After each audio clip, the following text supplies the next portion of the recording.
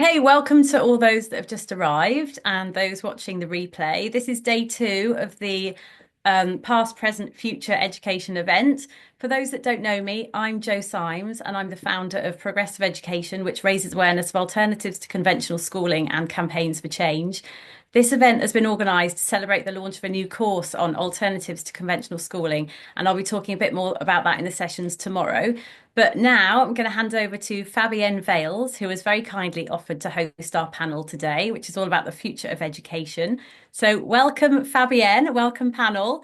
Would you like to introduce yourself, Fabienne, and the panelists? Yes, wonderful. So, hello, everybody. I'm Fabienne Vailes.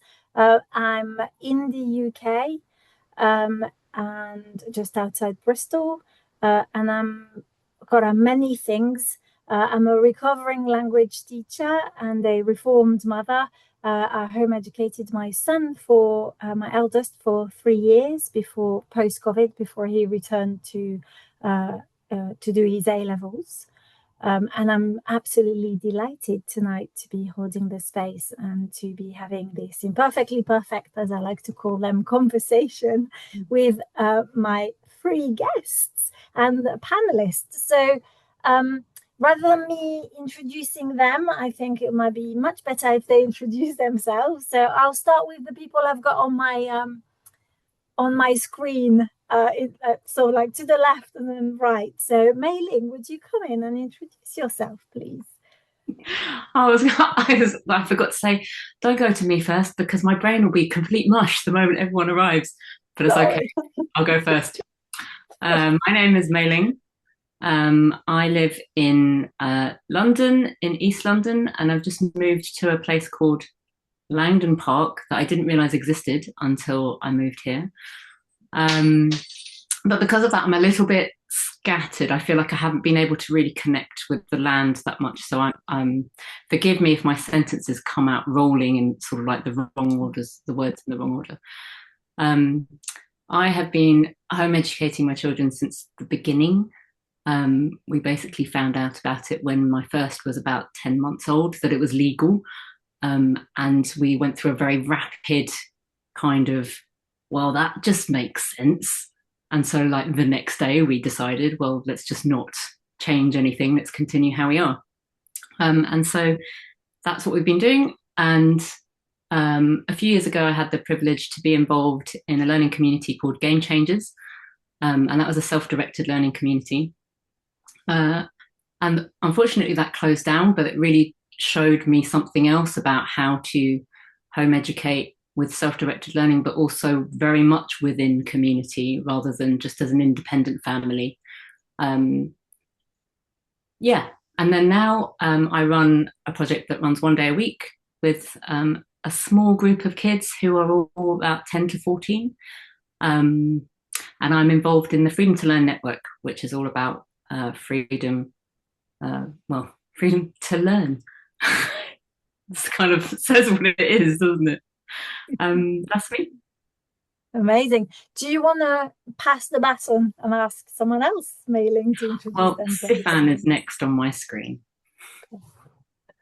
All right. So my name is Sifaan Zavahir. I'm in Sri Lanka with my wife, who's also on this call in the audience, Dilip. We co-founded Kinder Republics, little play on the words there. So Kinder being German for children, it can be understood as the Republic of Children.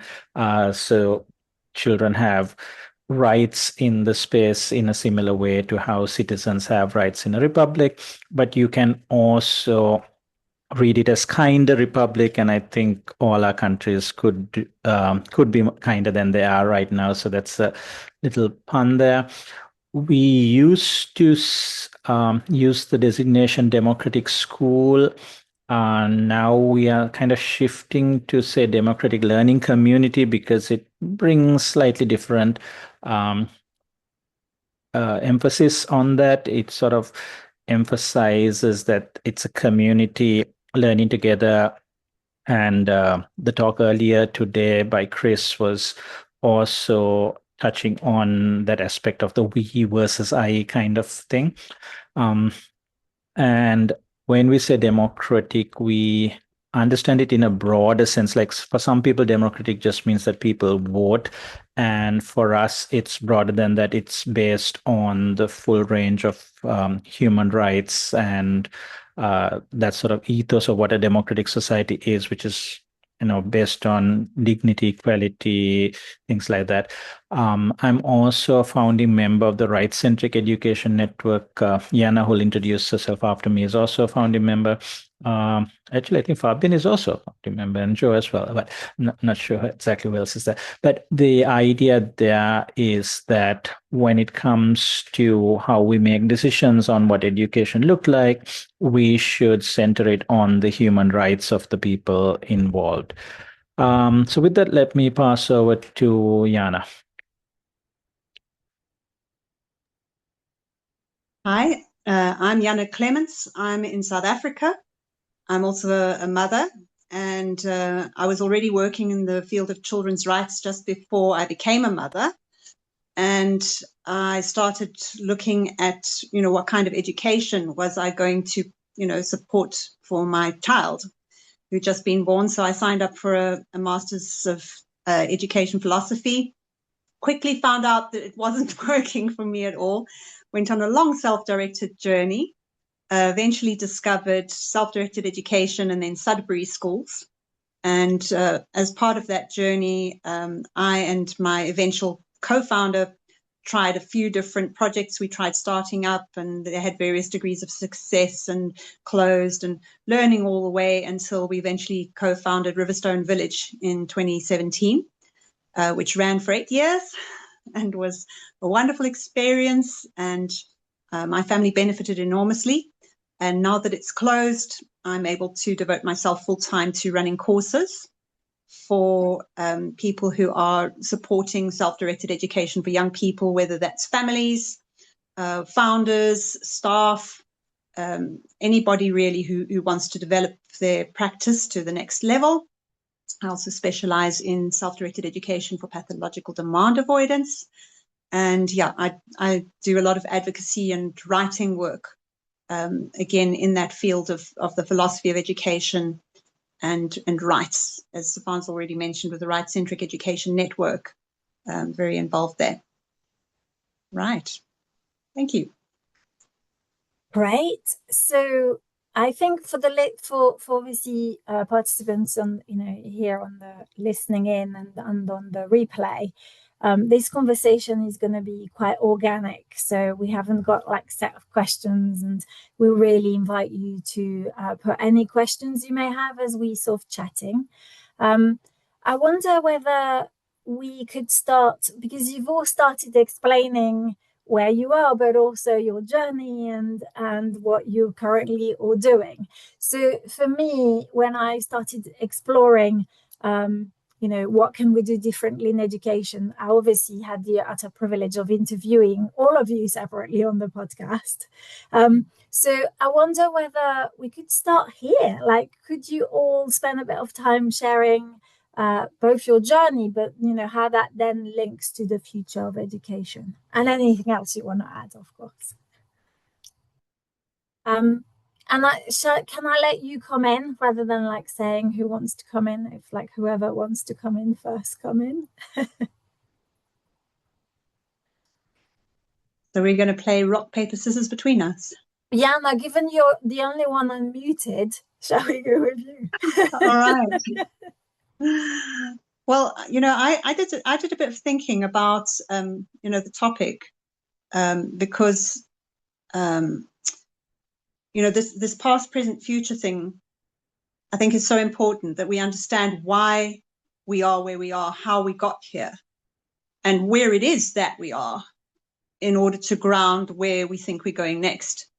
So, I don't want to spend a whole lot of time on the past and the present, but in terms of thinking about the future, what I want to highlight, especially also having listened to the previous speakers on this wonderful summit, is that everybody's describing, without quite naming, that there's two opposing energies, forces, initiatives, intentions that we can see coming into play. And when we decide how we're going to move forward, what we really need to decide is how we are going to balance those. So the one that we all love is supported provision. We want to support provision for young people to be able to learn and grow and mature and become empowered. So this is also where people say, but school's not all bad and the intentions weren't all bad, right, of the people who designed it. For example, the people who really wanted to see working class children no longer treated as chattel, who wanted to see people empowered. You see this whole thing of, for example, slaves in some places not being allowed to learn to read, and then other people saying, no, public schools must be open for all. And this is about provision. It's about supporting provision. And then you've got the other force, which is about prohibitive control. And this is deeply rooted into the design, because as many other speakers in the summit have pointed out, the origins of this particular school system design are actually in the church and in politics. And initially it was about, for example, we have a problem in that our societies are getting bigger. And it used to be that there was only one religion in our country, and now people have options. We want to make sure that they get indoctrinated into the religious, variation of our choice, of the state's choice, was a very strong driver initially for schooling and for compulsory schooling. And our world is getting bigger. We have these colonies, and we don't want the people to be empowered to make use of all the technology that we're bringing them. We want them to work for us. So we want to limit what they learn, and we want to use colonial schools in order to indoctrinate and control. So you've got these two separate drivers of the development of the school system. You've got the prohibitive control, and then you've got the supportive provision. And then, of course, there's always a bit of a balance. It's not black or white, in that even when you've got supportive provision, there's a level at which you do need to keep things, for example, safe and quality controlled, etc. So there's always got to be a little bit of a level of quality control, etc. But what's happening now is that we've got the system that was so strongly shaped by prohibitive control. And this is something I've been digging into deeply since last September. And I've come to call it C cubed. Because when I try and take these two apart to see how can we take out what's being toxic and destroying people's mental health and basically being anti-educational, how do we extract that? And then what have we got left? That's the supportive provision. That's what we want for moving forward into our future. Then I see it as, C cubed being compulsory cohorted competition. So we divide the kids up into ages and grades. We pop them through the system like that factory line, which is the cohorting, and you've got to do this at this time. And we do that in order to be able to get them to compete, right? Because you can't compare a 16-year-old to a 6-year-old. It just doesn't work. And you've got to force them, because once you age segregate children and you want them to compete with each other, that's not going to happen naturally. So you've got these three forces working together, which I call C cubed, which epitomizes the coercive control, the prohibitive control. We don't want you learning this. We don't want you doing that. Is a very, very large part of it that we have gotten used to. So as other speakers have pointed out, we've got very, very used to this incredibly rigid controlling system, which actually has nothing to do with supportive provision. Because for supportive provision, we don't need cohorting, we don't need coercion, and we don't need competition. But now we've got the system that's been completely built on that. So how do we move forward? So for me, it's about any part of that C cubed that we can extract is already going to be a move forward. And we don't have to have one vision for moving forward, because it's only the prohibitive control that needs there to be one vision, because we don't want any of the alternatives. We just want you to do this.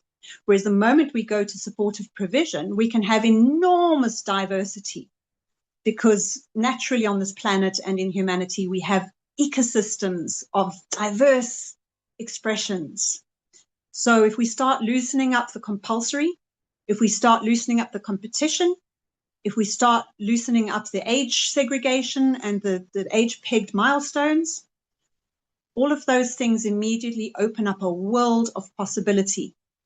And I think for me, the one thing, the single one peg that is the simplest to move technically and probably the hardest to move politically and socially is the school leaving exam.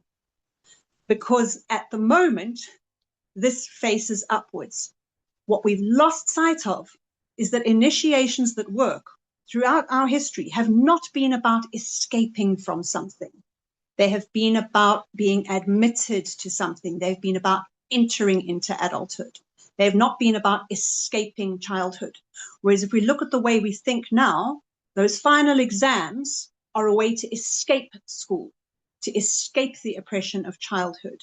It's facing in the wrong direction. And having that exam at the top of school then drives everything underneath and forces it to be competitive and cohorted and coerced.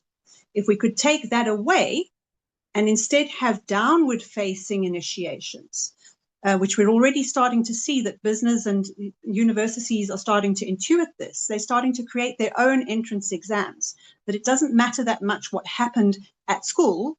It's like you can come and apply here. You can prepare specifically for this. Now this is about admission into something, and it no longer has to have any influence on what happens on those 12 years beforehand, which are then very liberated. So yeah, that's my brain dump, and I'm going to be quiet now and give somebody else a chance to talk.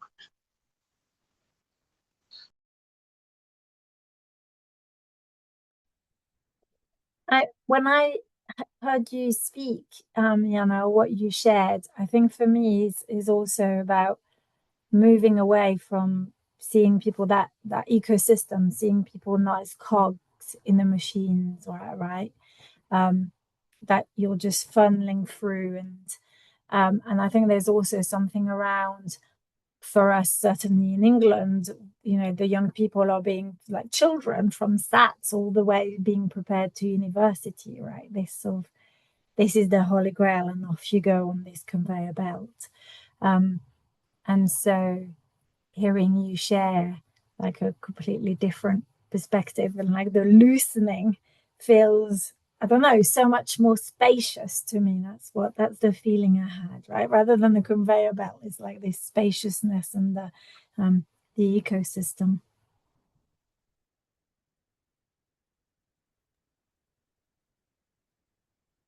And sorry, if I can just add, if we have a look at the wonderful role models and examples that we have, I mean, this is also part of the aha for me. It's like that is what they did. You know, if you look at, for example, Derry in his book, Another Way is Possible, you know, they opened up the doors so that the children could move between T-shirts. You know, they loosened the compulsion. There was more age mixing. And then they were able to do a lot more that was sort of self-driven, which is then getting rid of the competition, because it's more about your personal interest. And if you look at what happens in a really great self-directed setting, you know, there's no compulsion to have, well, apart from just following the rules. You know, there's no compulsion to have to engage with certain things. There's no age segregation, and, you know, competition moves into a completely different sort of voluntary, playful mode. It's no longer forced to compare yourself to other people. So this is what works, is to loosen these particular aspects. It's like they're the nuts and bolts that hold this thing rigid, which is why I call it also a CQ box that school gets stuck in. Can't move, can't grow. Yeah. Jana, there's a question before I ask Sifaan to sort of come in. There's a question about the point on entering into something instead of getting out of something is a bit unclear. So would you explain it further? Would that be okay? Right.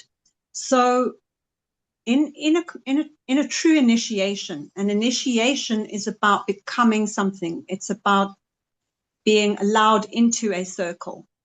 So in traditional societies, initiations were about becoming an adult.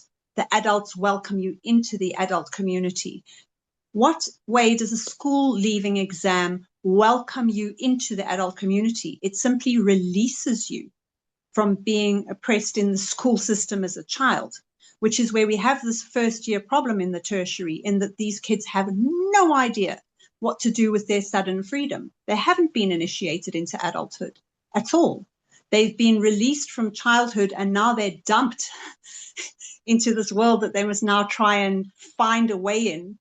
And if they're lucky, they might have an adult mentor. It's a completely different thing. So again, if you look at an exam, if an exam tests what you've learned at school to see how proficient you became at school, that's completely different from, are you actually ready for your next step? Because what is your next step? If you've got one school leaving exam for everybody, how can that possibly be preparation for everybody's next step?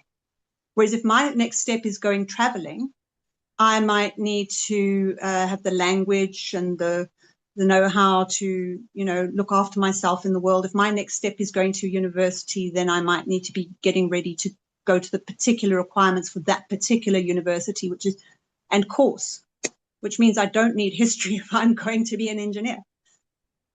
Do you see what I'm saying? So it's a completely different thing. If we are making an exam that we make as a leaving condition, it's kind of like a get out of jail opportunity, right? It's pass your exams coming this way versus, you don't necessarily need an exam. You need a maturing experience, an initiation experience, an inclusion experience into something new, which can then be separate from those school years. I get that it's tricky because it's subtle, but I think it's very important. So, sorry, I feel like I'm dominating now. After this, I'm going to really be quiet. But just for example, if you look at some of the Sudbury School graduations, right? Again, huge diversity, huge range. Some examples. One of them focuses on having an adventure that you plan. And you plan this adventure, whatever your adventure is, and then you execute it and then you document it. That's an initiation into something. And if you look at Riverstone, for example, a project portfolio in the area of your interest that you can use to present yourself and meet the kinds of people who can mentor you, that's about entering into something.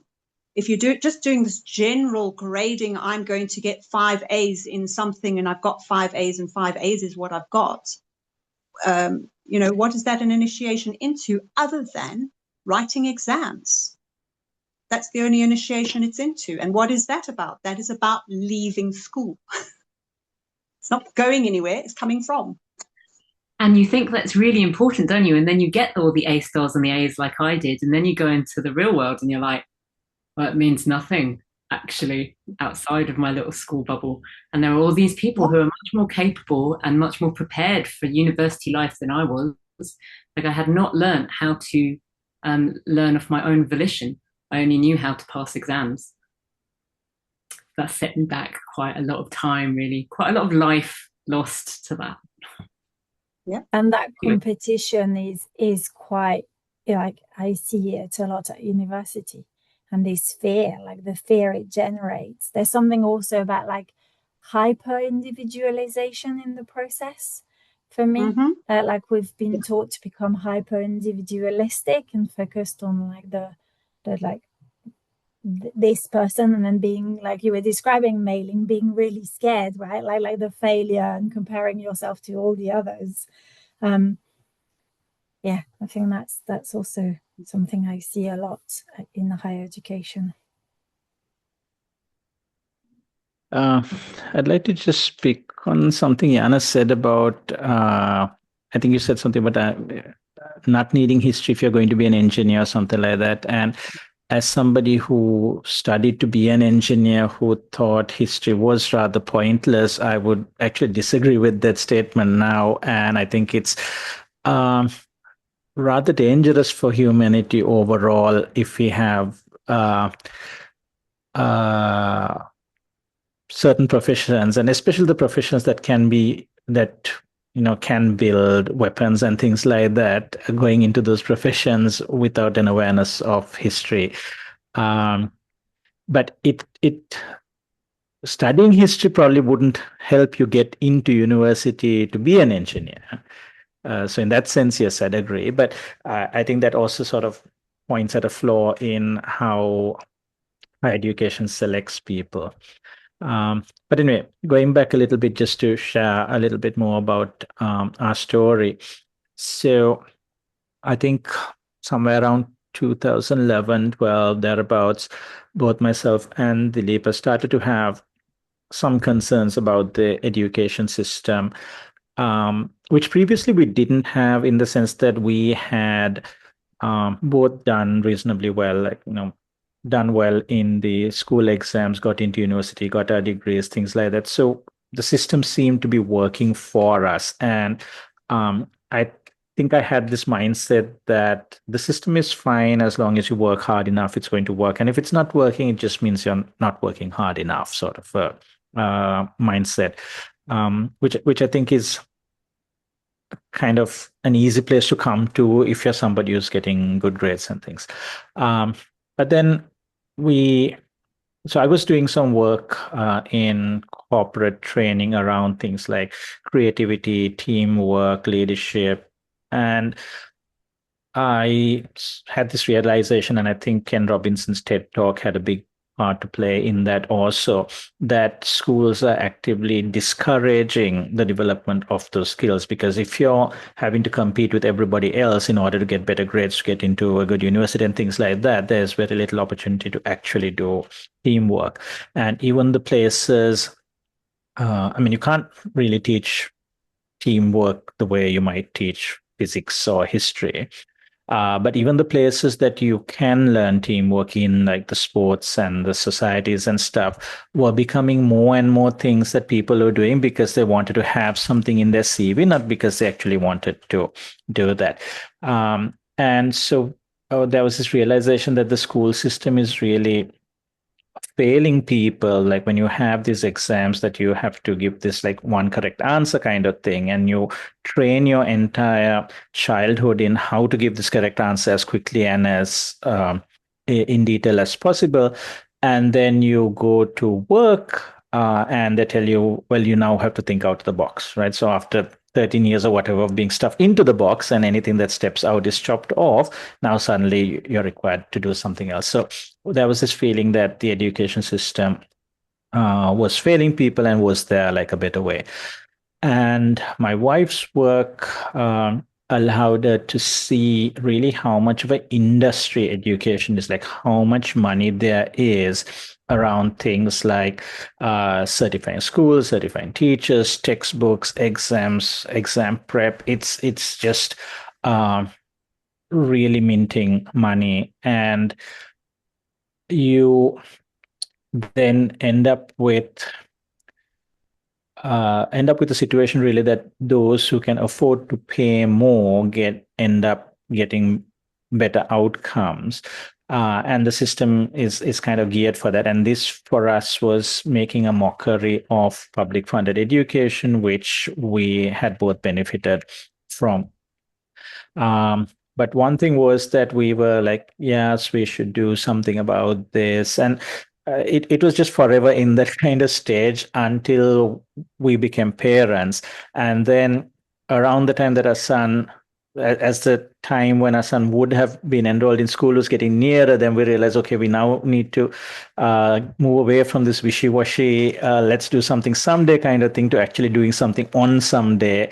And I think for many people who are joining this, a key motivation would be that you have a child who, because you have concerns about what the mainstream is offering and you want something else for them. And I think there's a fair number of people also who are educators in the school system who I think went into education because they had certain expectations, and then they realized that the reality isn't quite matching that expectation. There are frustrations.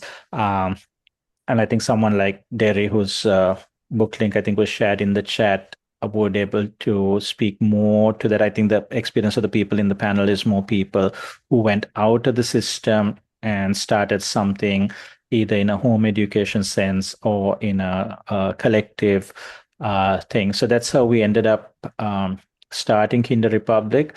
And in that, I think we had quite a few years of visiting schools in other countries, trying to figure out what all these different things were. I think the first time we encountered democratic schooling, when we read about how things were happening at Sudbury Valley, we were like our feeling was like, this is crazy, this kind of thing can't work. Like, how can you trust students to decide whether staff members are going to be there next year or not, right? Maybe these crazy Americans can do it, but this is not going to work here, sort of thing. And I think part of that was because, now what I recognize is that we were carrying our own wounds from schooling, and the session last night talked more about that. And so, because we had not been trusted to make decisions about education when we were young, we didn't know what it looked like to trust children, right? So when we come to a stage where we have children, it also feels really alien for us to trust them. And I think that's also something that people following these sessions might have a concern on, because there is this, like, okay, mainstream has so many problems, but the majority of people are doing that, right? And if your child is in mainstream school, nobody's really going to blame you for not having a child in an alternate school or not home educating. But if you do make that step to do something different to the majority, then suddenly everybody is going to be questioning, like, oh, this is such a big risk, and are you sure, and what if this happens, and what if that happens? And then suddenly you're in the spotlight and you really start to feel scared, like, okay, what if this goes wrong and everybody's going to blame me, like, what, why did you do this? So that is some like a very, very real fear. And if more questions come out on that, I think we can all explore more deeply around that as well. So anyway, those were the two sort of driving forces that got us to where we are. So I think maybe now, I don't know, Fabienne, you want to comment something or pass on to Melly? The only thing I will say is I'm probably more like the recovering language teacher who used to be in the school, and sort of, in fact, the first person I spoke to when I was sort of thinking, oh, we must, maybe we're going to have to do something different, was Mei Ling. She kindly said, okay, yes, I'll have a conversation with you. And I really remember, for me as a teacher, it was really, really scary to become a home educator. And I'm very grateful for all the imperfectly perfect conversations I've had. And I think I would also add something around the reason I am, a recovering language teacher, and I sort of opted out, is because I can see the harm the system does. It harms our young people, quite literally. And we haven't mentioned it specifically, but, in particular, those young people who are, you could argue, nobody fits in the norm, right? But the system is so normative. And for those young people who are neurodivergent or, who have disabilities, whatever it is, if you don't fit in this really square thing that we've created. And again, even the supposedly normative and neurotypical people, I'm not sure they're not harmed by the system. So I wanted to add that. I think that's quite an important piece in terms of like the discussion about the past, present, and then moving to the future. Mei Ling, would you like to come in and share with us? Sure.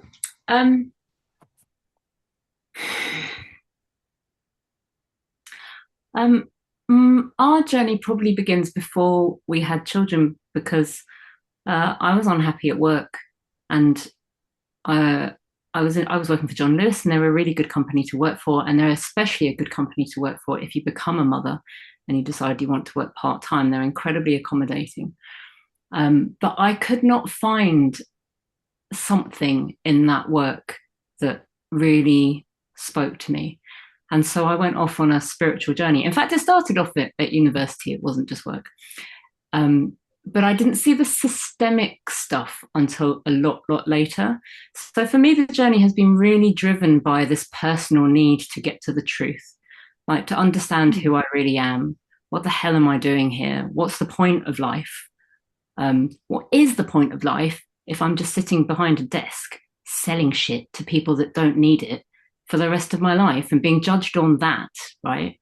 And not caring whether the stuff comes from Israel, not caring if it comes from extractive countries, not caring how other people are being treated who I don't know, right? Who are outside of my sphere of my life. So I had this drive to really know myself. And I was miserable because I'm still going through the motions of doing a job and being praised for doing this thing that means so little to me.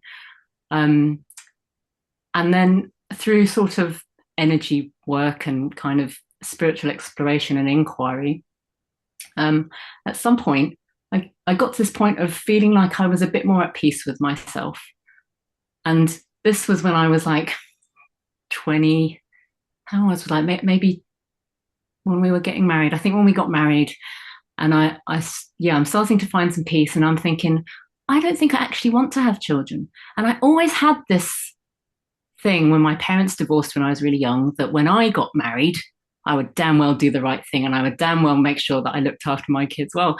And then here I am, sort of like feeling like, well, I feel like I'm not going to do that whole have a family, have the house thing. And then I fell pregnant because, you know, when you sort of, well, there's more to the story, but the short line is then I had kids. And what an accelerant it is when you have children that you can't ignore because they're your own. And there's this other connection, right? And so and just listening to like Sifaan's story, I'm like, oh, for me, it was so super personal. It wasn't that I then just realized that I was adultist and treating children with contempt generally. I realized for my one child that I didn't want to do that. So I just wanted to give that background because I very much was raised in this entrepreneurial, neoliberal, you need to survive, you need to make something of yourself. I'm second generation immigrant, right? So there's a lot of shame and kind of stuff there about fitting in. So much of my life was fit in, be acceptable to the white man. And I grew up in Surrey, which is incredibly white and wealthy. And then part of this getting to know myself and knowing my children and recognizing how beautiful it is that they just learn stuff and I like do nothing. Like I don't know how they do it, and yet it happens. Yeah, sort of recognizing that, and then realizing there's so many parts of the story. I don't want to go on for too long. There was a point where I realized I'm done with capitalism.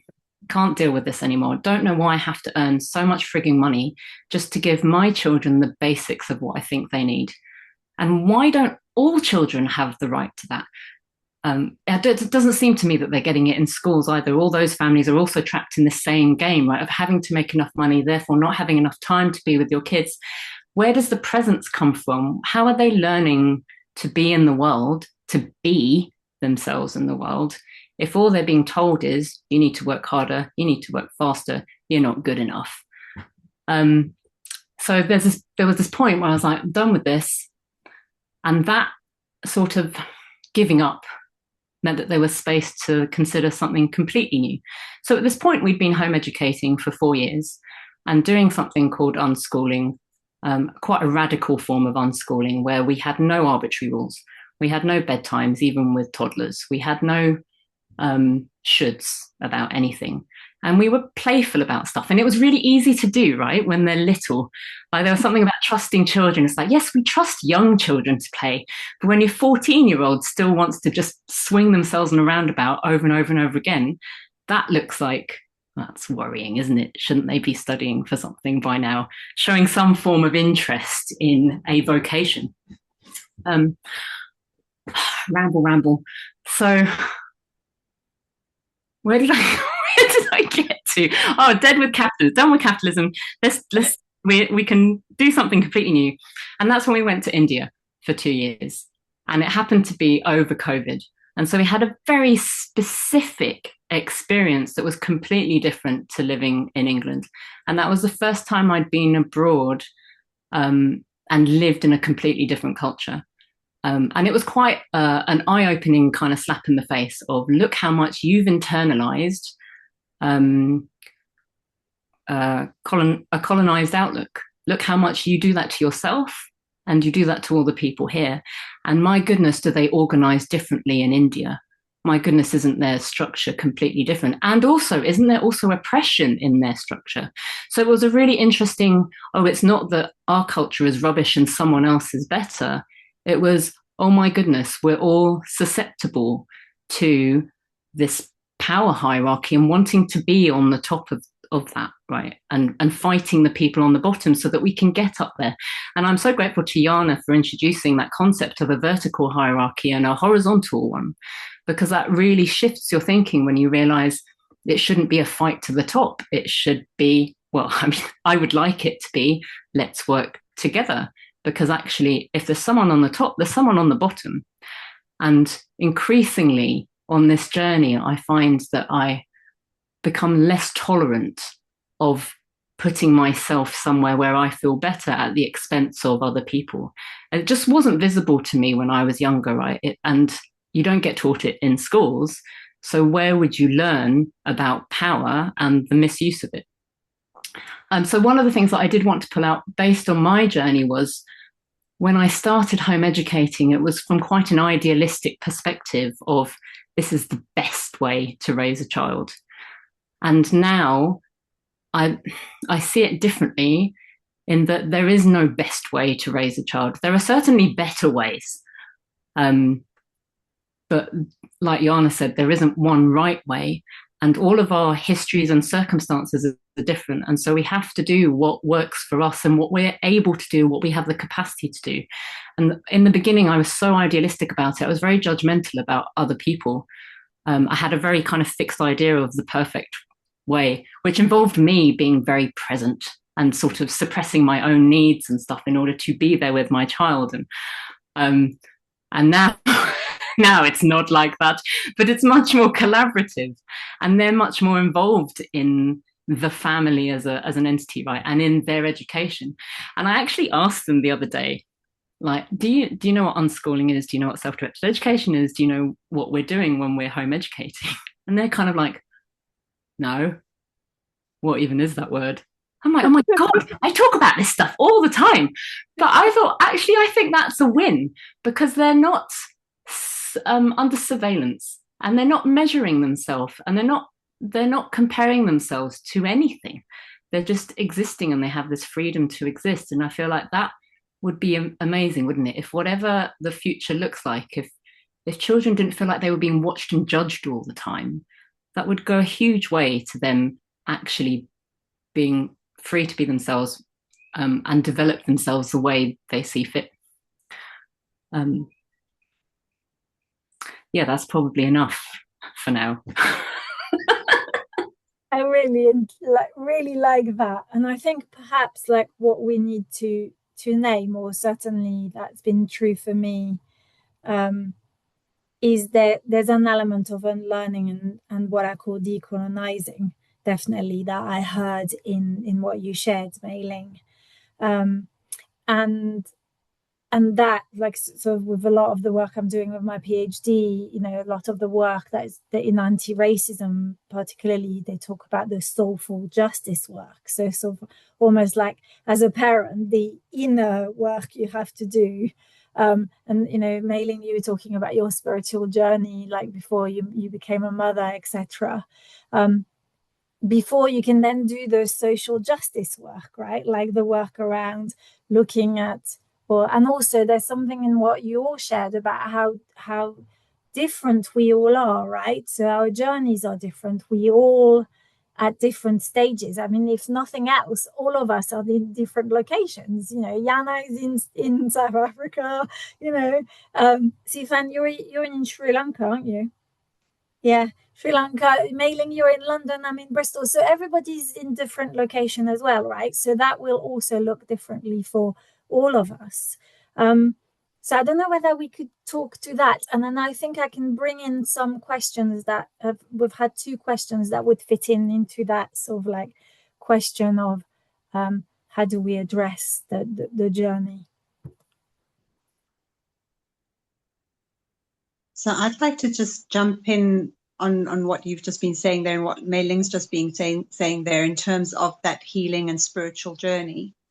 I've recently come across a book that I think is possibly, I'm almost wanting to say it's maybe one of the most important books of our time, which is Devon Price's Unlearning Shame, which talks about systemic shame and how, you know, we don't realize these layers where, again, because of the way that C³ element is, not just in our schooling, but in our systems, that the prohibitive control aspect, because if you think about it, all our systems are supposed to be primarily supportive provision, but more and more they've become muddled in with the prohibitive control, that the damage done to us by that prohibitive control has got layers to it. You know, there's the personal self-judgment of I'm not good enough because I've had to compete and there's always going to be somebody above me,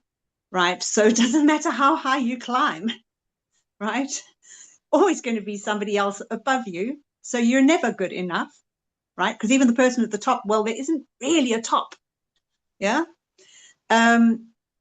So you get that personal wound, which then translates into your judgment of others, which becomes an interpersonal wound, which then becomes this kind of global wound of, you know, humanity's not okay. You know, it's sort of like there's something fundamentally wrong in our world. So it's got these layers of judgment and pain and despair that can be healed.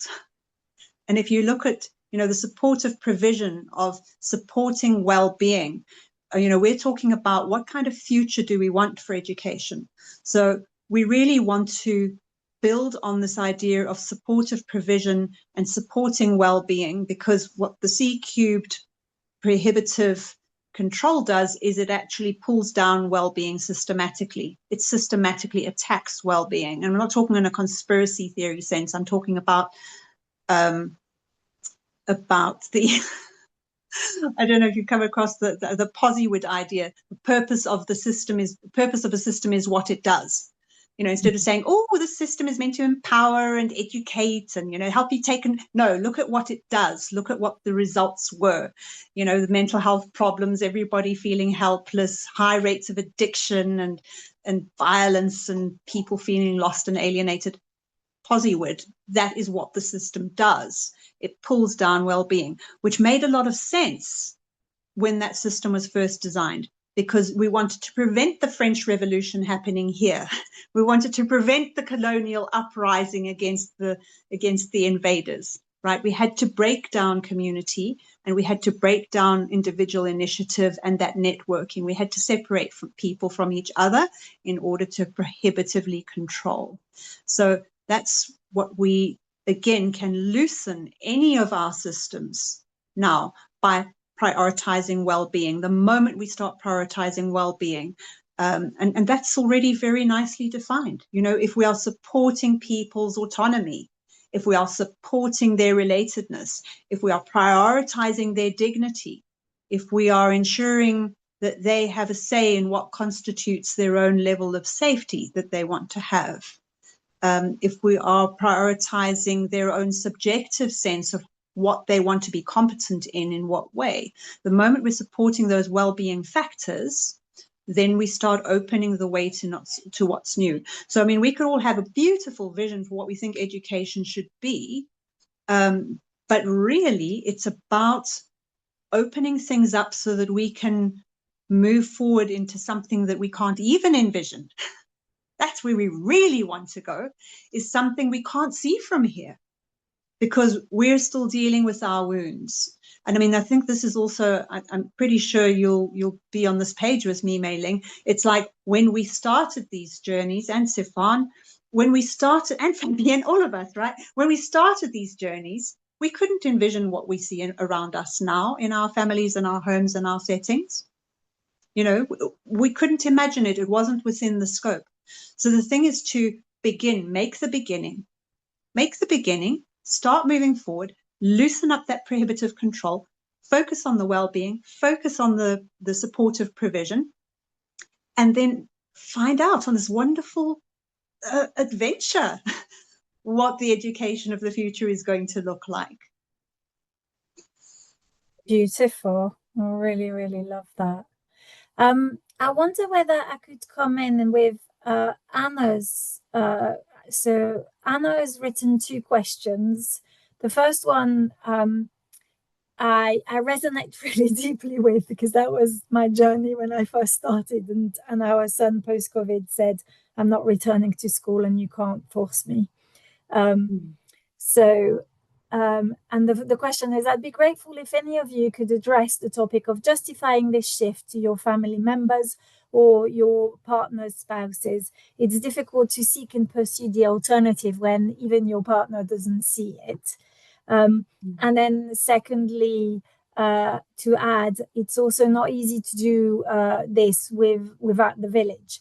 It'd be really interesting to hear if you had any experience to overcome any of these challenges. So I think I'll start with my own journey, Anna, if I may. So I've previously said I've had the utter privilege of speaking to first Mei Ling. I have to say, when she told me about unlearning, I was like, oh, I'm not sure about this one as a teacher, but maybe. But I also spoke to Sifaan and Diana, and on the podcast, I think I'm a slow learner, so I'm on conversation about 300 almost. So there's something around that unlearning, like Diana, what you were saying. For me, it's like I now see the conditioning runs so deeply. And there's something about what you said about the revolution. So I think for me, being French, I would say revolution's good, but we in France we chopped heads off, but we didn't remove the throne. So actually, that left still a seat for Napoleon Bonaparte to come in and claim the seat. So we also have to be careful about power and which seats we leave behind or not. So I think the journey was really challenging, and I really hear you, Anna, around like finding a village.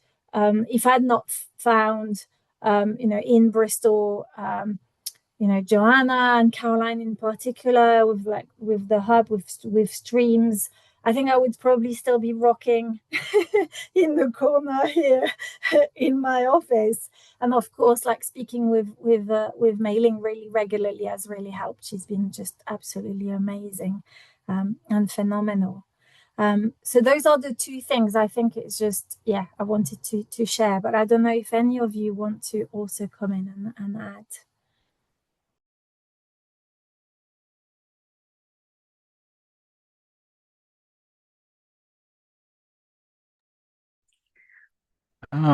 Okay, maybe I can weigh in on some points. I think, in some ways it's been not so hard because Dilip and I have largely agreed on our journey. There are points that we have disagreed on, and I think it would be weird if there weren't disagreements also, but like largely on the idea that we wanted to do something different to what existed.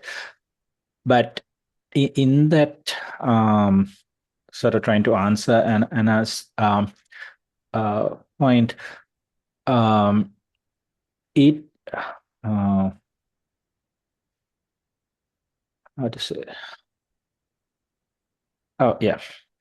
So there is partly a problem with this naming of it as alternative, because the way the language works, the moment you define something as alternative, you actually give credibility to whatever is the mainstream, and it's like you've dug yourself into a hole and now you have to dig yourself out.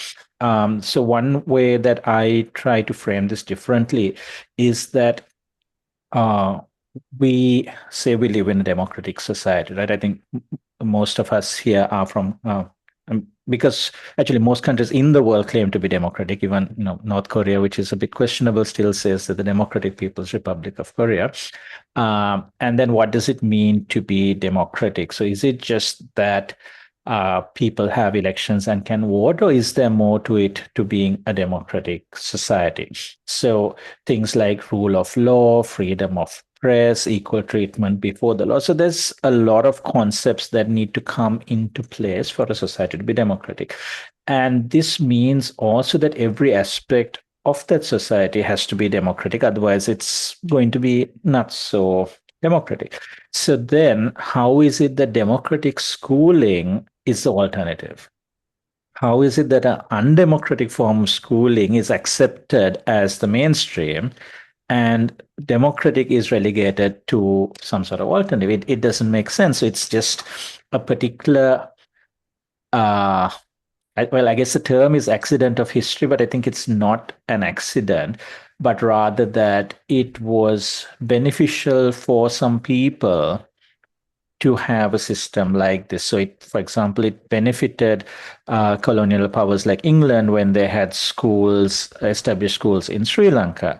So they didn't establish schools here because it was like the democratic right of the people of Ceylon, as it was known then, to have access to education. They established schools here because then we were better able to serve what the British wanted us to do. So somebody is benefiting from this system. So whether it's the publishers of the textbooks and the exam preps and things like that, or the people who just have access to cheaper labor. Like, for example, there's this refrain that pretty much everywhere in the world that the education systems aren't meeting the needs of the labor market. And I'm like, hey, if the labor market has certain needs, you should invest in that training yourself. Why should public taxpayers subsidize IT companies' training budgets? Right? There are certain goals defined by human rights instruments as the objectives of education. One of them is preparation for I think it's meaningful life in society, or I can't remember the exact terminology, but yes, certainly being able to participate in a way that contributes to society, that you're recognized, in that you have a remuneration, you can support yourself, is part of it. But it's not the only goal of education, and it certainly shouldn't be the goal of public funded education to only create the cheapest possible workers for the marketplace. So I think shifting away from that framing of alternative may help. I think it's also helpful to find your sort of tribe. And for us, in this sense, COVID was kind of a blessing in disguise because a lot of events went online, and then we were able to connect and meet people who were doing similar things in other parts of the world that we may never have been able to do if we had to travel. And even now, when things sort of get difficult, or like it's a struggle to go forward with what we are doing, the fact that we are connected to so many people with similar ideals around the world is a great source of strength. So I think it can be really helpful to actually if you're able to go to physical events. So, for example, I've been to a few democratic education conferences. There's one coming up in a few months, the European Democratic Conference in Turkey. So going to those places with your partner, and then for them to see that, this is not just one person who's maybe a conspiracy theorist or crazy, but there's like a whole community of people from parents to school founders to teachers to researchers who are actively working on this, and you can actually see them, interact with them, have conversations with them. So I think that sort of investment to actually meet people. I mean, if you have a local community around it, that's great, but that I think is something that's going to work maybe better than just going head to head in an argument with your partner.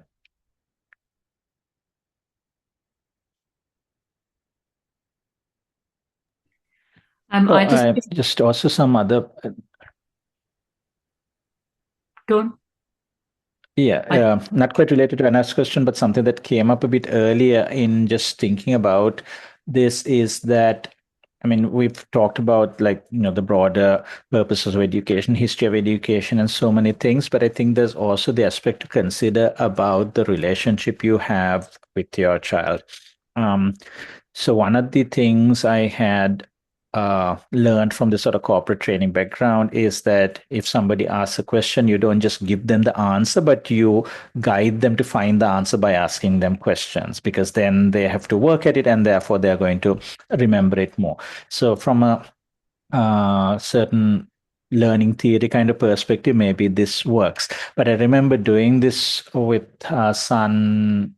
I don't know, he must have been 4 or 5, something like that. He asked a question, and instead of answering the question, I asked him questions back to try to, guide him to find the answer. And then he told me, I asked you a question. I don't want you to ask questions back of me. I want you to give me an answer to my question. Right.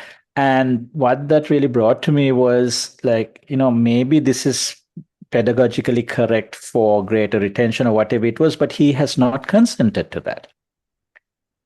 Right. And if he hasn't consented to that, why would I make him do that? Right. I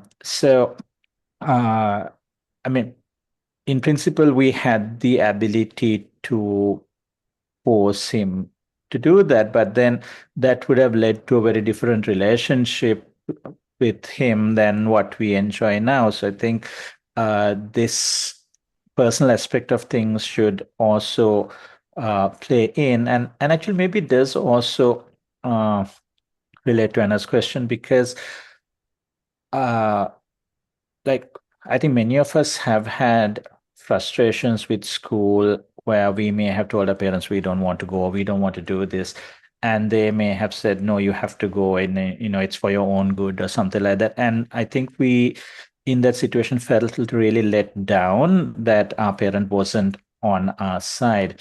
And I think it also needs some healing from that to be able to accept and support a child who is facing a situation like that. But if we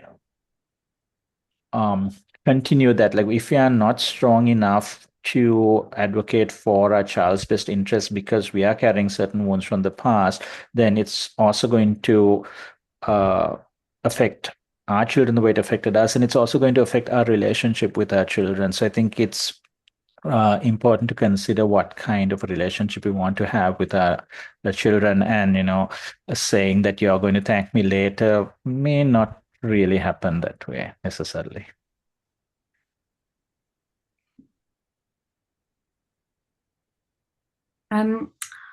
My mother-in-law used to like eating very plain English food, and she always made meat and potatoes for her husband, and that was just the way it had always been. And then when Steve and I got together, and he had previously been with an Indian woman for 7 years, she was like, what is this, like a world tour? And I think he also felt this need to, I love her to bits, so don't get me wrong. But I think there was also this need to kind of introduce her to something new, to not through me, but the food that we eat now is so different to what he was used to.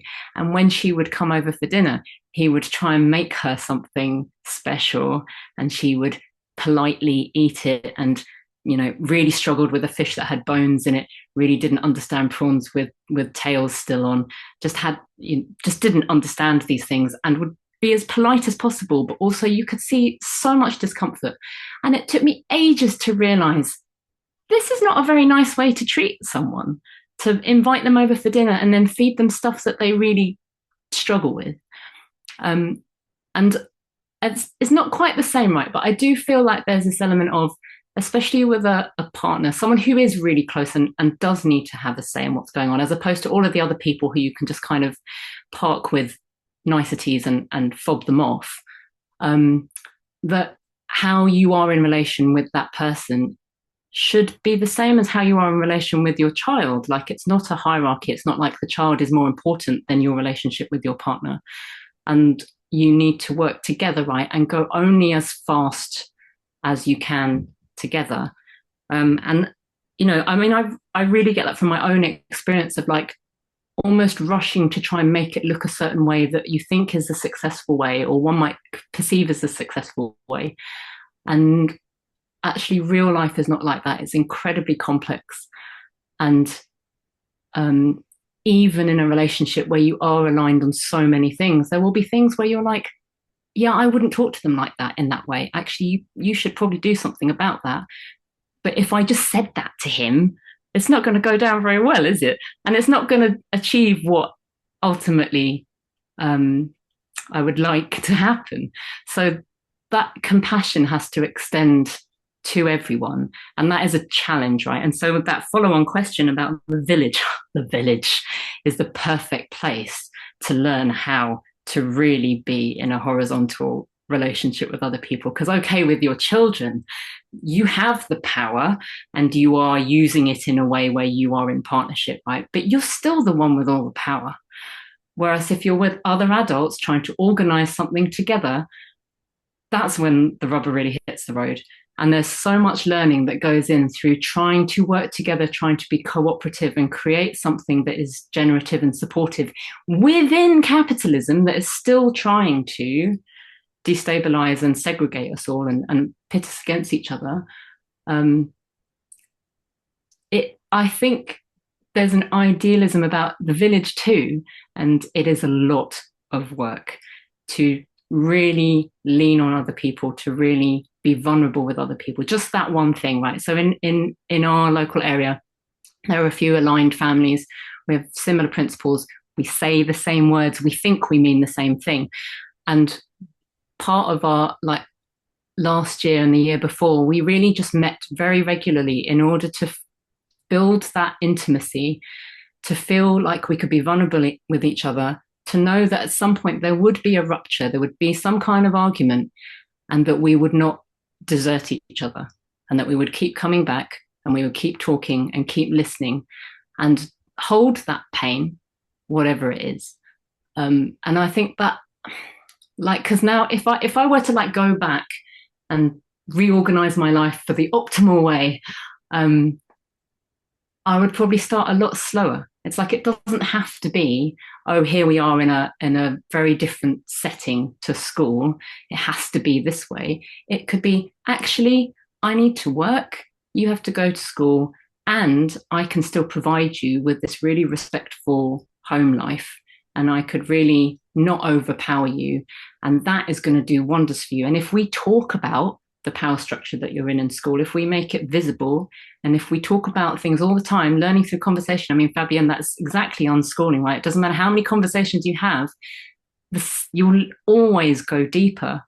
And then you're cultivating this relationship that they can have with themselves, with you, with other trusted individuals, and with the oppressive system, and realize that maybe they don't have to do the things that everyone else is doing, or give themselves up. Because the thing is, on the surface, it can look a certain way, but it really depends on where the come from is. So, yeah, so the village thing, I'm like, yes, it's very hard if you're especially a single parent, especially if you're a global majority, if you're minoritized in any kind of way, and if you home educate, you are minoritized also. You need the support of other people, but that in itself is also work. And so there has to be this ongoing referencing of your own capacity. What am I capable of? What can I do without shouting? What can I do without like running myself into the ground? Because that doesn't help either. And if it means staying in the school system or doing whatever, then that's valid and totally the right thing for you to do, because it gives you that extra capacity to then presence and talk about the important stuff. And I think I've heard in what both you, Sifaan, and Mei-Ling have just shared, and that links to your course, Jana, is that actually, so with us, our elders said, I'm not going back to school, you can't, like, I'm not going back, okay, in year 9. And then my youngest, I kept saying, do you want to be home educated? And they're like, nah, I'm happy to go to school. I just want to go and see my friends. And so I didn't say, well, no, you are going to be staying with us. It's like, okay, well, if you change your minds, great. Then, change your mind and we can have a conversation. And I think in what I've heard you say in particular just now, Mei-Ling, is that soulful justice work what I call, like that inner, I love your comment, Sifaan. In my attempt, I've really badly using humor.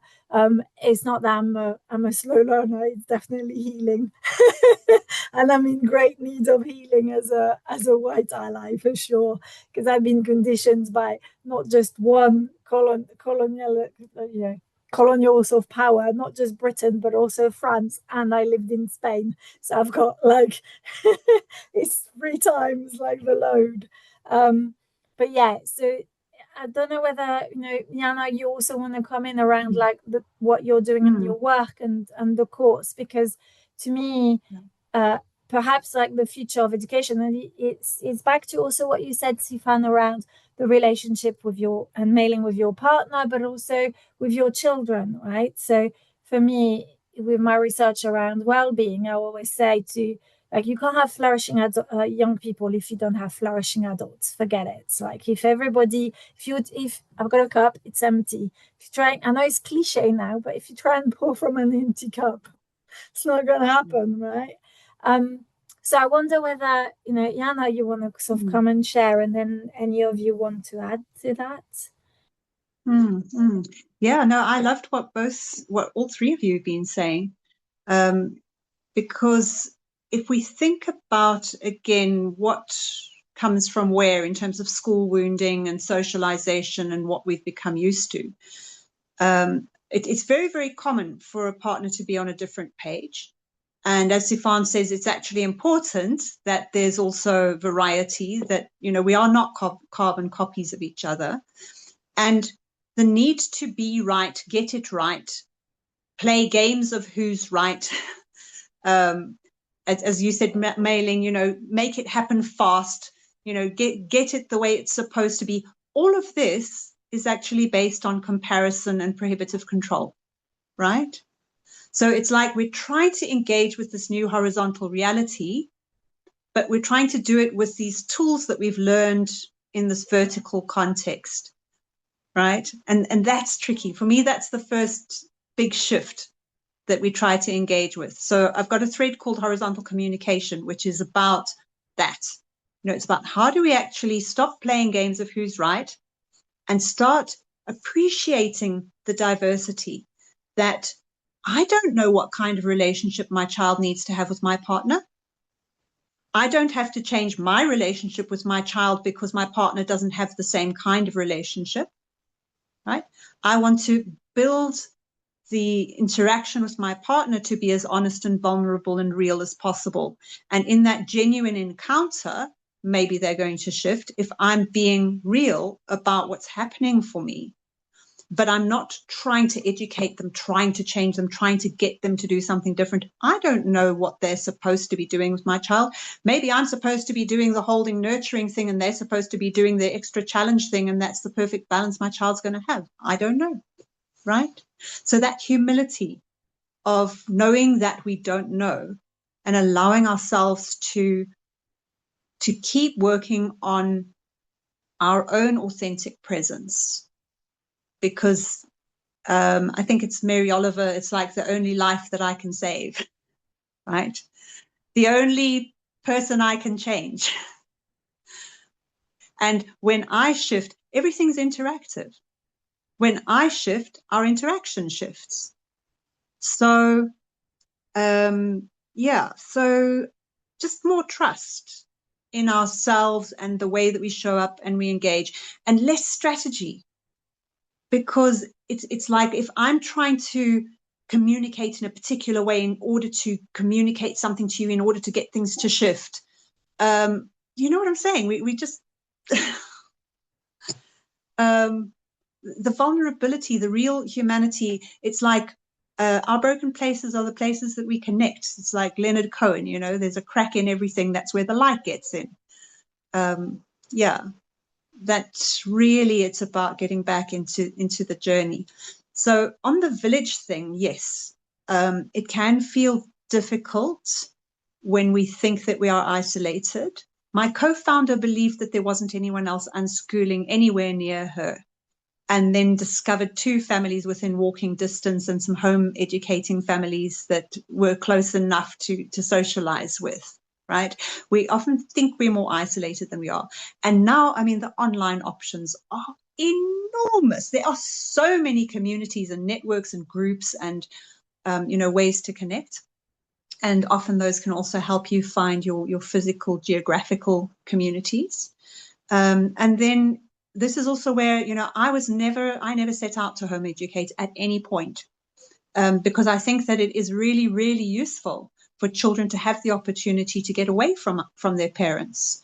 That's also, you get to experiment with your identity when you're not with the same people 24/7, for example. But that doesn't mean everybody has to do that. And that's also where I love your example there, Fabienne, because I often try explaining to people, they think, okay, self-directed education, that means the child has to be an autodidact and they have to teach themselves everything and they can't, and it's like, no, self-directed education means that the person who's doing the learning is the one who knows how, with who, where, when, what.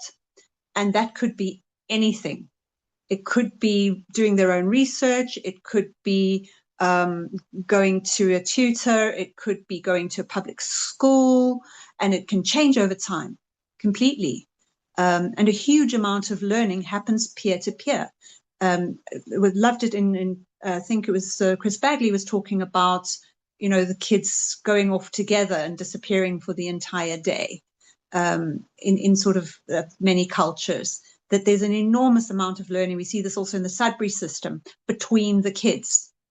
And that's hard to provide without this artificial village that we call some kind of a school or learning community or a setting or a hub.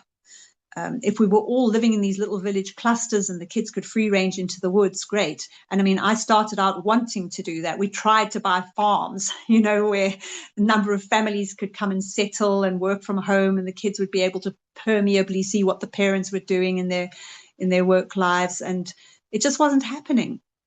So we created this place where parents were going to drop their kids off when they went to work. And it was still a very powerful experience.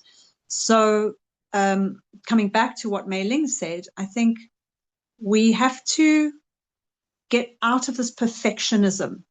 That's again this prohibitive control, schoolish thinking that, this is only 40%, it needs to be at least 75, right? It's like, wherever we are, whatever we've got to work with, we can optimize. So if we start looking at how can we meet the needs of all of us here, how can we include all of our perspectives, how can we appreciate everybody's difference, and start enjoying, bringing in the joy right here, right now, with whatever we've got, then we will start moving forward towards something more beautiful, wherever that is that we are, instead of stressing and, kind of collapsing and making the whole experience more stressful because we're trying to make this thing happen, and achieve somehow this result that's going to be finally good enough. Because, I mean, come on, it's kind of like the hierarchy. Somebody will always be above you. There'll always be another level that you haven't gotten to. So we might as well enjoy it as an adventure together. Love it.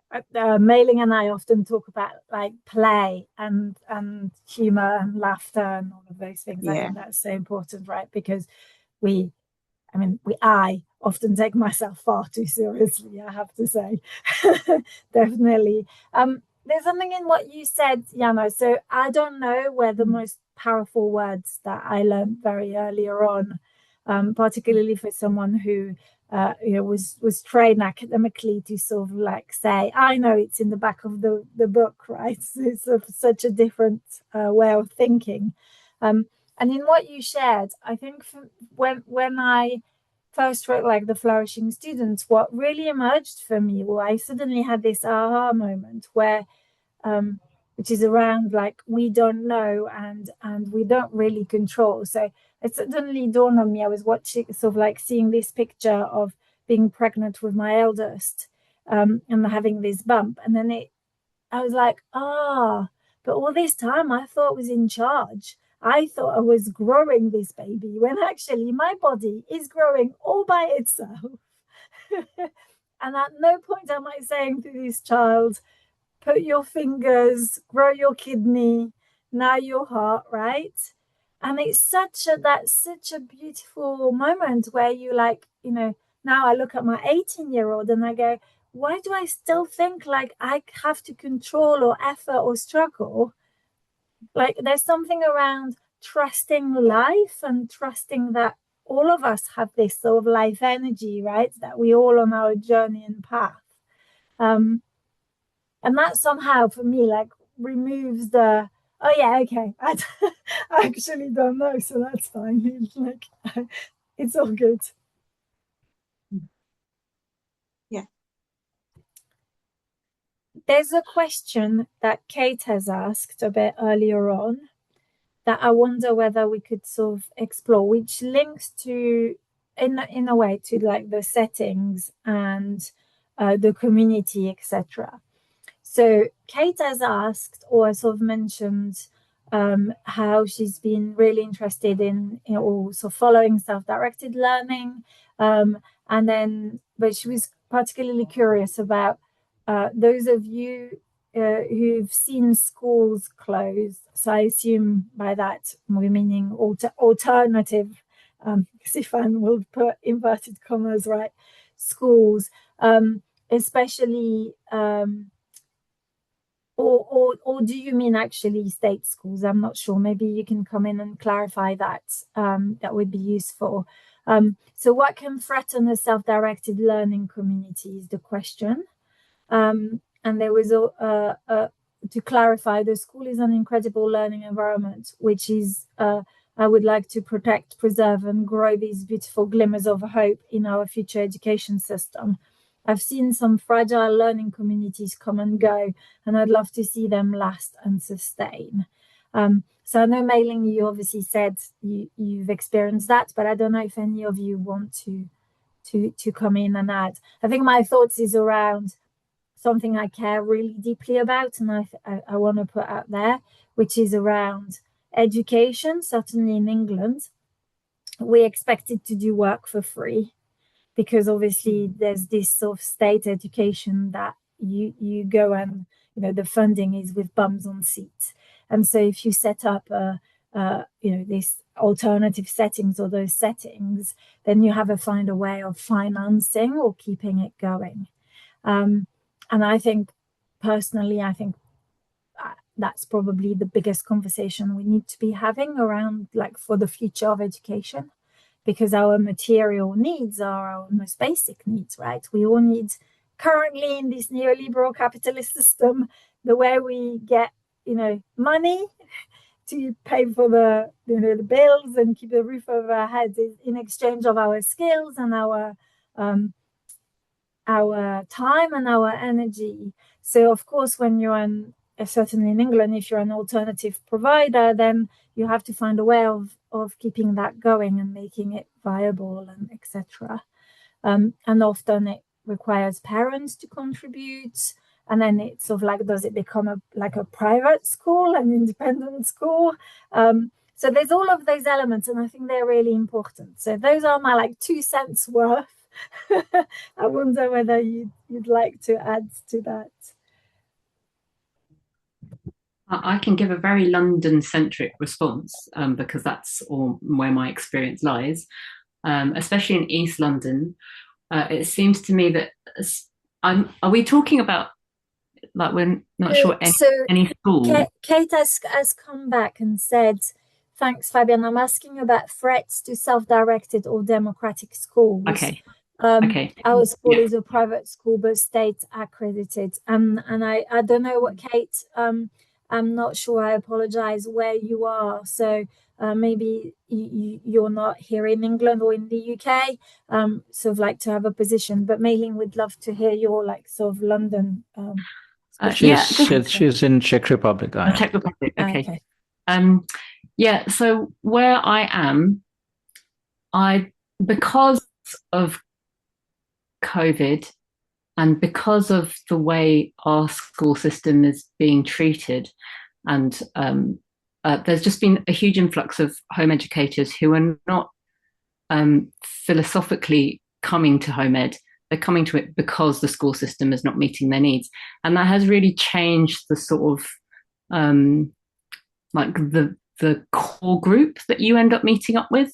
So when I first started home educating, the core group was very much growing out of this attachment parenting vibe of really like listening to your children.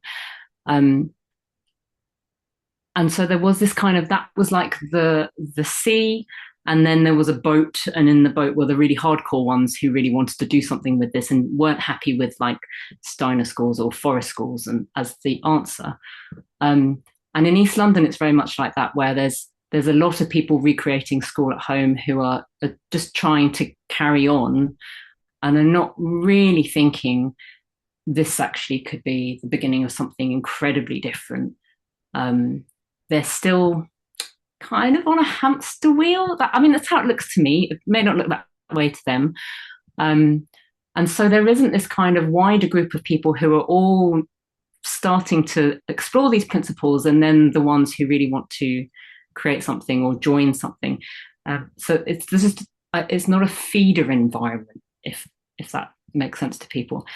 And that was one of the things we struggled with, is that there wasn't a culture already being created. And so the setting really had to create that culture, but we didn't want to have a really clear boundary between parents and the space we were creating. We wanted that to be porous. But if 5 days a week, you're in quite a punitive home environment, and then for 2 days a week, you're supposed to be in a self-directed learning setting because that seems to be the best thing for you, that's confusing for the child, right? To really understand, well, am I able to say what I really think, or am I not? But at home, I'm treated like this, and here I'm treated like this. And I find that confusing and scary because actually you're giving me too much responsibility and I'm not allowed that responsibility at home. So that destabilizes the culture. And then the money thing is a big issue because most of the parents I know who home educate are single parents, are on benefits. Survival needs are very much at the forefront. And providing not a good education, but providing for their children is one of those survival needs too. So there's this difficulty, right, of you feeling like, actually, I cannot keep sending you to that school that you're refusing to go to, and it's making your life hell, it's making all of our lives hell. And yet, how do I carry on making a living whilst providing for your needs, because I no longer have this free childcare? So those are the two main factors that contributed to Game Changers just not being economically viable, because it was basically, we can't say yes to any of the people that can no longer afford the top tier. And now we feel really exclusive, and it's awful because we're essentially saying, I'm sorry, can the white people who have still got 2 parents who have the big house in Hackney please come and subsidize all the other kids? And it just is not equitable, right? And to get funding, I don't know if we could have done it, but at the time there just wasn't the capacity amongst the volunteers to be able to secure that funding to then continue. Because we were paying our facilitators a decent amount of money, because to do that kind of job, you have to be willing to do the work, right?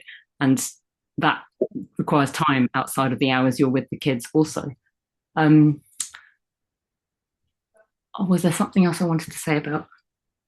But in London, so also getting a venue incredibly expensive, and that with the rising energy costs can also push you out of like what can be affordable.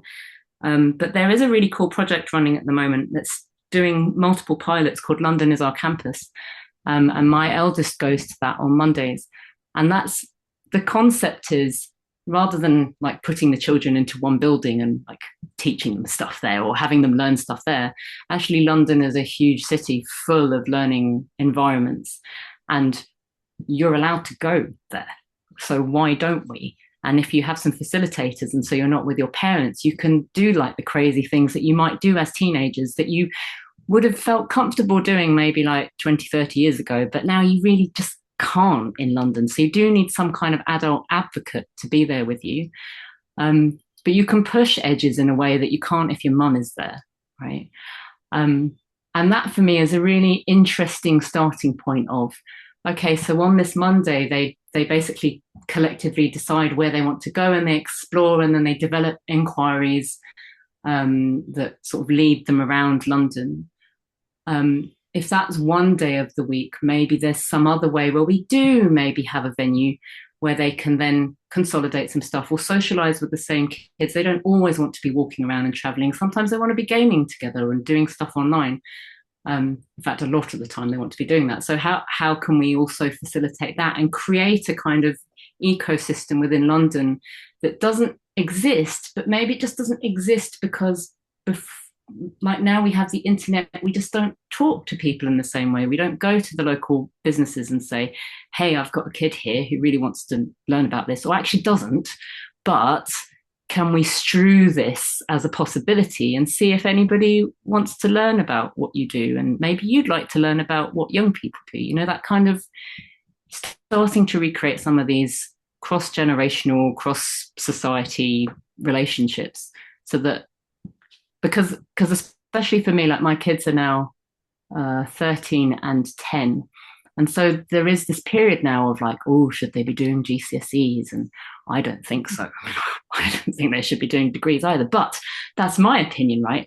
How do we support these young people? We can't seem to get enough momentum to build a setting for them. How do we still provide them a really viable way of educating themselves without them, which is my goal, but who knows if this will actually happen, without them getting to like, I don't know, 25 and being in therapy and being like, my mom really sold me out and she should have pushed me and made me go to school because at least I would have had friends and at least I would have been the same as everyone else. You know, there's this, how do we make sure we do create something sufficiently good enough? Because as much as I would love the current system to collapse really quickly, I don't know that it will. And so my children have to navigate this world of being in this state of collapse, but not yet. So you still have to, there are all these ways you have to still engage. Yeah, so it's like, I'd love a future vision that felt really like, yeah, but actually my future vision is, yeah, this requires work. Okay, that's what I'm signed up to give them the choice. Yeah, okay. Yeah. Hi, Yeah. hi, I'm Rat. Sorry? Hiya, my name's Rat. Can I just have a little conversation? Of course. Sorry. Of Can you course, hear no, me? come I'm on just trying to in, get come on in. Do you, yeah, come I'm in. just trying to get my video up. I don't know, I'm not very techy, sorry. But hopefully you can hear me anyway. I echo a lot of what May said and Hannah as well. Really, really resonates. And yeah, it would be great, wouldn't it, May, if the system did collapse and we can, you know, start again and reset, and that would be the perfect world. I run a home education group. I'm from Hertfordshire, and yeah, I started this in 2020, and as you say, you know, so many more children are being home educated. I home educated my own children as well. They're all adults now, and yeah, just the challenge I find is that, you know, we've offered these families, you know, things like permaculture and meditation and lots of other different things that are not mainstream, and there doesn't seem to be that, you know, that wanting, that urge to kind of like learn anything else other than GCSEs, and it's like they're all very conditioned to kind of meet those needs that colleges require, because there's that pressing vision of, oh, I must do these many GCSEs because that's the only way I can get into the college courses I want to get into that I'm passionate about. So it's trying to find that balance of, yes, you can do that if that's really what you want to do, but is that what you really want to do? And two, there are other things you can do that will, fundamentally help you be the best version of yourself. And it's challenging times, I think, for everyone, and for children navigating everything that's going on in the world. I cannot imagine. It must be really daunting, terrifying. Anyway, I'm going to stop there. Yeah, I want to pick up there on what you just said again, because I want to link this back to what I said at the start.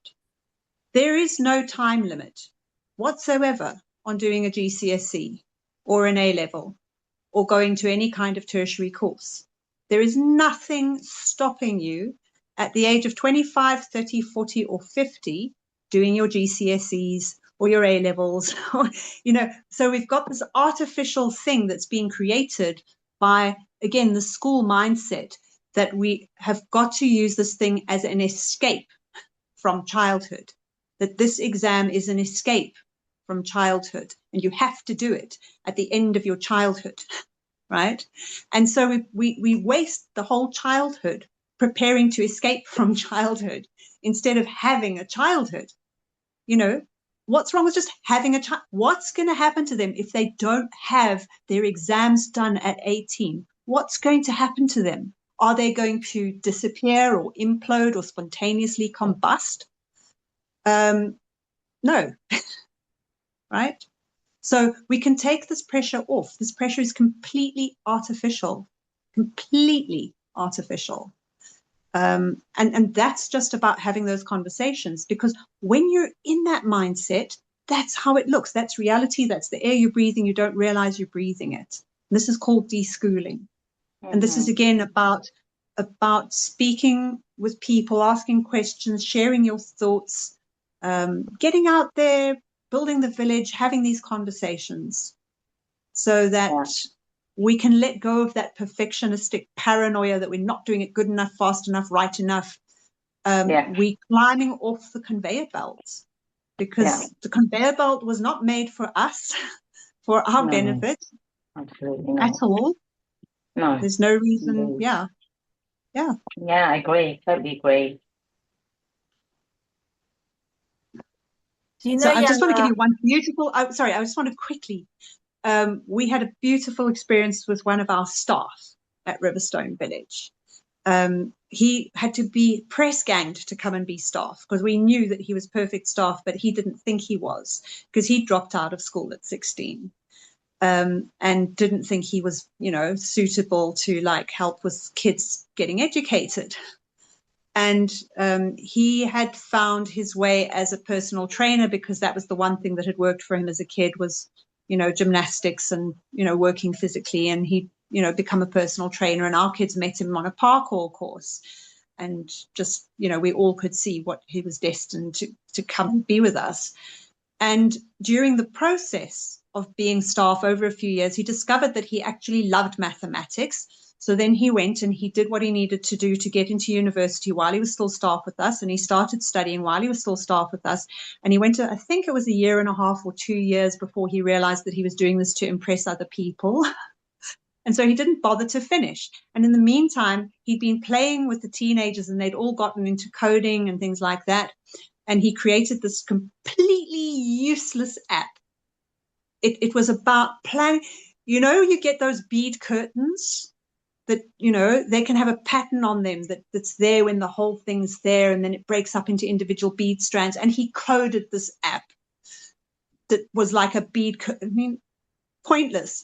He showed this to somebody, a friend, who saw what had gone into the coding, who mentioned it to somebody else who was interviewing for a position coding warehouse robots in New Jersey.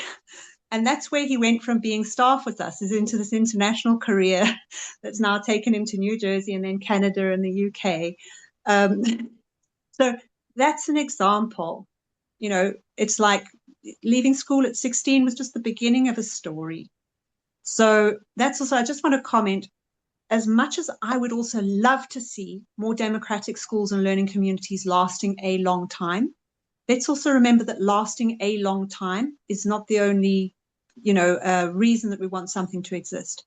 As somebody who founded several things, the longest of which lasted 8 years, every single one of them had its own time, its own place, its own value. It was its own set of interactions. And that's also treasure. So let's also trust that, even if we are running one flying squad for 1 week in the holidays, that's got its time and its place and its influence and its treasure. So let's also, sometimes we think, like I remember Daniel Greenberg actually saying to me, you've got to have money and be able to buy a campus. And I was like, well, guess what? We're starting in a scout hall, right? With nothing. Okay, that's how it is. And it worked out for 8 years. So we often get into this trap that, I can't do enough. It won't be good enough. Just follow your heart, follow your kid's heart. If your kid says they want to make a tale, put up a library notice in your library notice board. We'll be making a tale on Tuesday. Bring stuff, and enjoy the adventure. Amazing. So it's 7:15 here in England. I know that obviously for Sifaan it's even later than this. I wonder whether we may want to wrap up and I don't know how you want to do that. Whether you have like some final thoughts or we've got more questions. Well, Jo asked me, she reminded me of something I wrote like 4 years ago. I wrote this Jana's dream of what I thought education could look like. And it was just a one-take wonder. I don't think I've ever edited it. And she popped it up on her site, I think, yesterday. So if anyone wants to go and read that, it's just some more thoughts on all of this.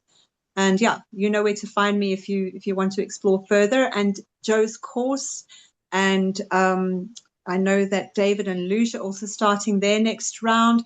There are so many. I kind of feel like we've got this alternative university running, but it's distributed, and there's so many different people running different parts of it, different courses, and you don't go to one place to sign up.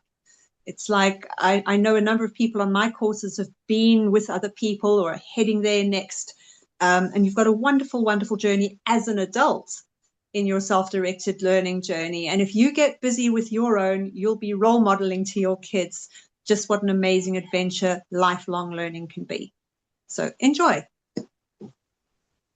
Amazing. That fits into what Celia said. So she said, I'm also in the UK, and my hope is that more people come out of school and the democratic settings grow in number, then the tide will turn. And local authorities will be forced to look at different options because they can't afford to provide support under the current model. And so it's almost like, I think I like to call that, I'm so inspired by fungi. In fact, I don't know if I have it here, but one of my colleagues at uni gave me a sticker that says powered by fungi.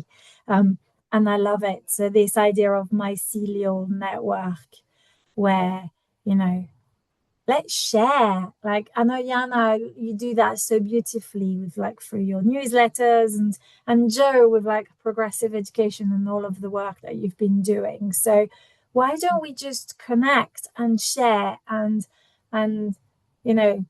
literally unlearn the individualistic, competitive, fear of failure, perfectionism, all of the things that we've all been, Vanessa Andreotti talks about being neurocolonized. All of us have been neurocolonized, and we need to de-neurocolonize ourselves. And the way we do that, I think, for me is, or has been anyway, through imperfectly perfect conversations like this one and all of the others. So I don't know, Mei-Ling and Sifaan, I don't know whether you want to add something to that.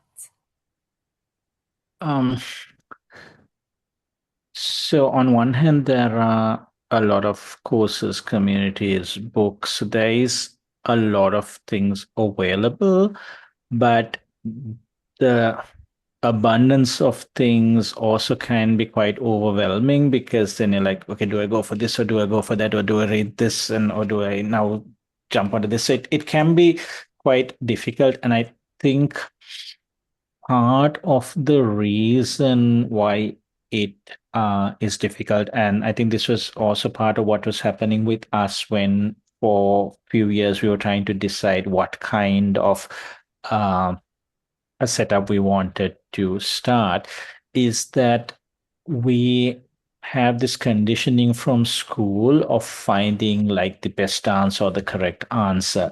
And so we put a humongous amount of effort to try to get this 100% correct, whereas for a lot less effort, we could have got to maybe 80% somewhere. And that there's a level that's just good enough to start with.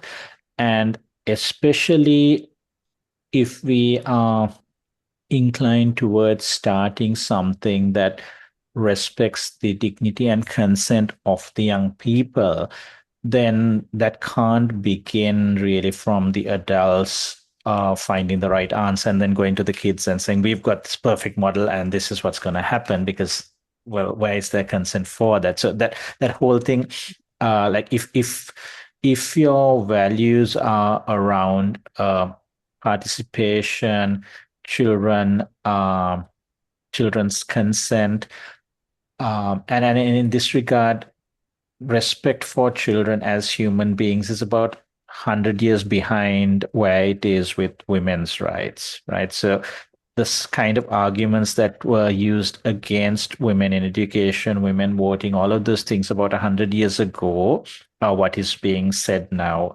about children. And even if women's rights has had like 100-year head start, we know it's still very much a work in progress. So it's therefore going to be much, much harder when it comes to really respecting children as human beings. But if we are in that kind of approach, and I think the majority of people who are drawn to these circles are in that, then it's really just about starting by listening to children. And I mean, really listening, not just like trying to get them to say what we want them to say. Then this course, like, which course is right for me, which book is right for me, those things just sort themselves out, and you don't have to have all the answers before you start.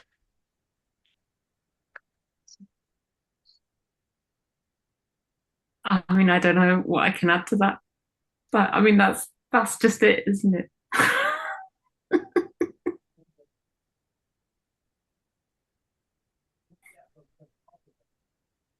Thank you, all of you, for this. I can't believe it's been almost 2 hours. It's just flown by. So I've really enjoyed the conversation. I hope everybody else did. Joe, I don't know whether you want to come and join us.